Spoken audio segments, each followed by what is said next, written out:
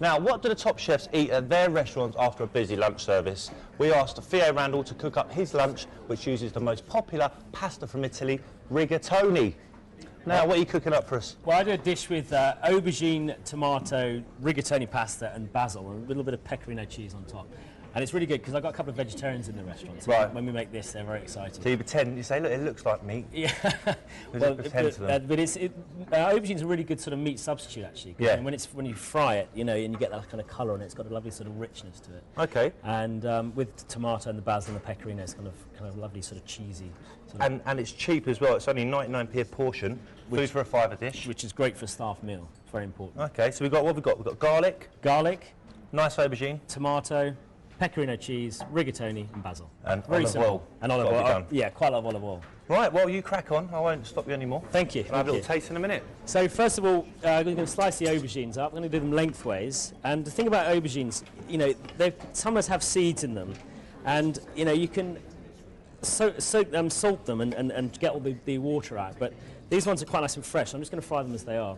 Now, when you fry aubergines, put plenty of oil in the pan. If you had to put not too much, what's going to happen is they're like sponges, they absorb all the oil and then you end up burning on the bottom. So have plenty of oil in. There's nothing worse than putting aubergines in, let them absorb the oil, then add cold oil because they'll just become really, really greasy.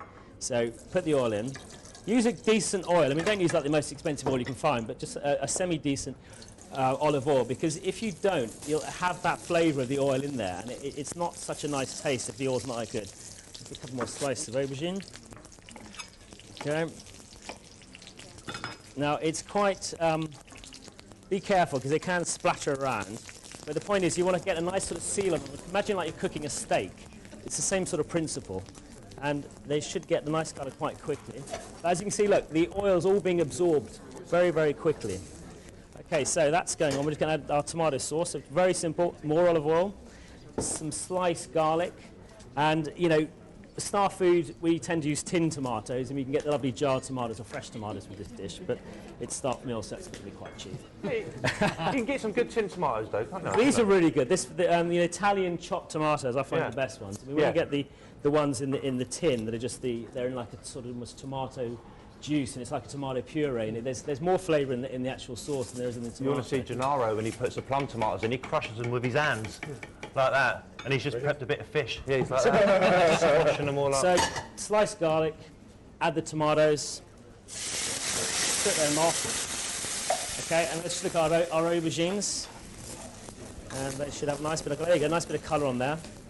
And actually, what's going to happen now, when I turn them over, all that oil that's been soaked on the first side is all going to come through again and cook the bottom. So it'll take a little bit of time, those. So while I cook them, we put our rigatoni in, which is we sort of actually half cooked it. So I'm going to pop this in the water, and going like that.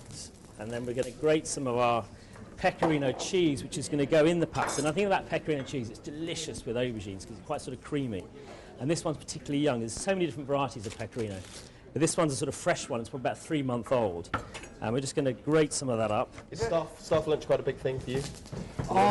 We're a bit different because we're open all day. It's not that traditional thing where you sit down before service starts at, say, 6.